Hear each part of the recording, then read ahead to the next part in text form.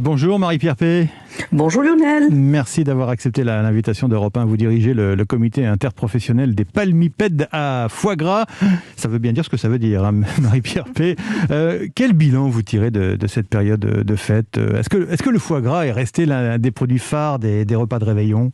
Oui, le foie gras reste un incontournable des fêtes de famille de fin d'année et des fêtes entre amis qui se profilent à l'horizon de ces quelques jours. Oui, parce qu'il y a encore quelques repas à venir. Hein. Oui, complètement.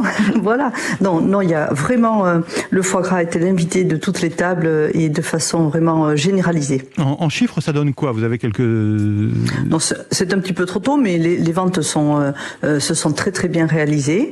Non, il est bien sûr trop tôt au 30 décembre pour vous dire ce qu'il en est très précisément. Ce qui est sûr, c'est que 75% des Français prévoyaient de déguster du foie gras pour les fêtes de fin d'année. Hein. Ça, Oui, c'était 2% de plus que l'année dernière, puisque nous tenons notre baromètre toujours à la même période. Et cette année, je pense qu'il y a aussi un besoin, ce besoin de retrouvailles familiales qui nous avait manqué l'hiver dernier, qui a été important. Et donc, je pense que voilà, c'est ce qui explique cette petite progression. Le besoin des Français de retrouver un produit phare de la gastronomie française. On en parlait la semaine dernière, peut-être que le phénomène est un peu comparable avec les ventes de champagne aussi qui ont énormément progressé à l'occasion de cette fin d'année 2021.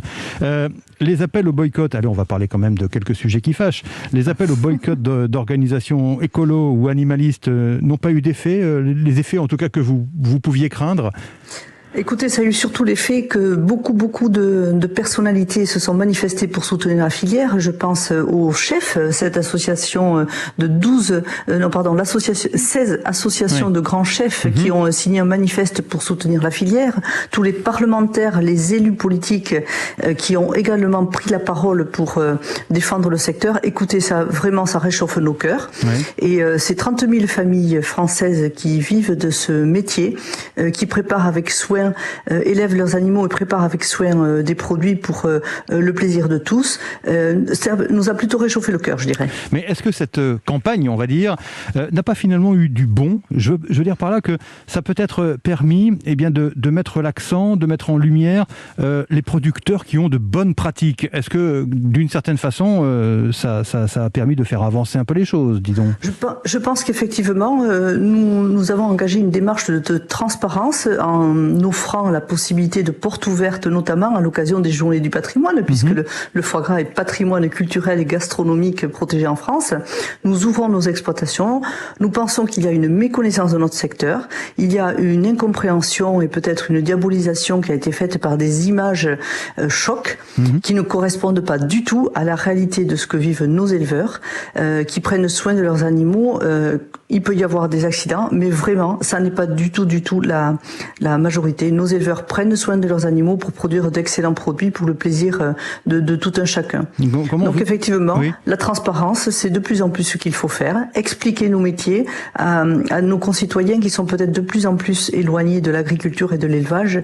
Et ce lien doit se retisser, je pense, pour toutes les filières de production animale. Comment vous avez réagi ? Vous utilisez le terme justement de diabolisation, notamment par exemple comme une mairie comme Strasbourg décide de bannir le foie gras de ses réceptions officielles.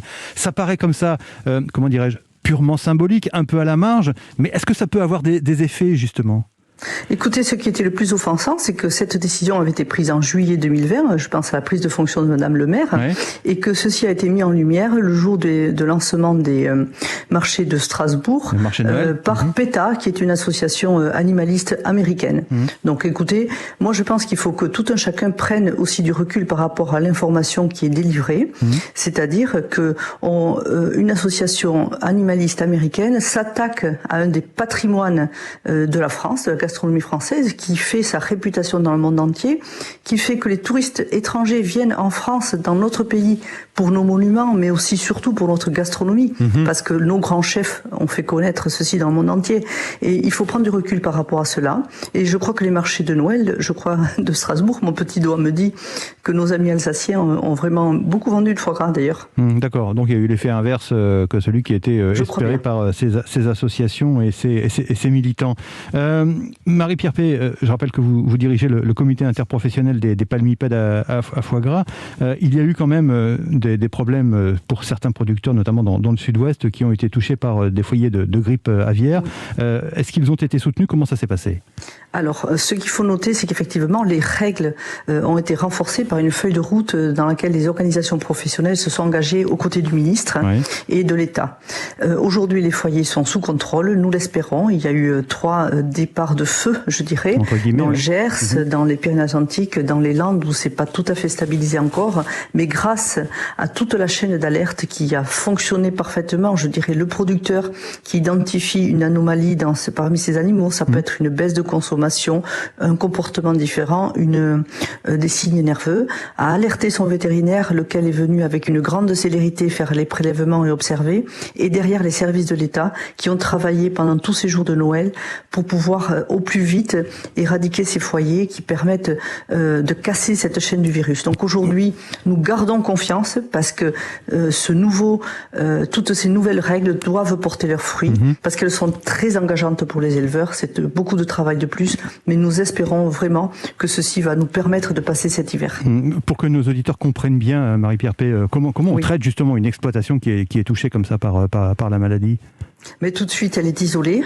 Elle est isolée pour l'éleveur. C'est une expérience très difficile à vivre pour les éleveurs qui voient ces animaux dépeuplés alors que la chaîne normale de valorisation de ces animaux ne sera pas le cas. Quelquefois, il a pu s'en occuper pendant 80 jours. Il allait commercialiser ces animaux 10 jours plus tard. Et malheureusement, le virus touche. Donc, c'est humainement très difficile. Les animaux sont abattus. Oui, ce sont des professionnels. Ce sont des professionnels qui font tout. Heureusement, parce que l'éleveur ne pourrait pas faire cela. Donc c'est très bien organisé, très bien synchronisé. Tout ceci est maintenant, malheureusement, avec l'expérience, de plus en plus efficace. Et cela l'a été pendant ces fêtes de Noël, où, je le rappelle, nous avions tous les services sur le pont. Et nous les remercions d'ailleurs. Avec des éleveurs qui ont été soutenus, avec aussi l'aspect, vous l'évoquiez, psychologique, que ça doit Totalement, c'est très très douloureux. Ça engendrait forcément une baisse de production dans certains secteurs, pour certains producteurs? Oui, pour l'instant, ça reste limité, mais c'est quand même significatif. Ça reste limité. Merci. Voilà. Merci Marie-Pierre Pey. Je rappelle que vous dirigez le comité interprofessionnel des palmipèdes à foie gras. Le foie gras qui va être encore l'un des produits phares de ce réveillon de fin d'année, le 31 décembre, sur les tables des Français. Merci Marie-Pierre Pey. Bonne journée.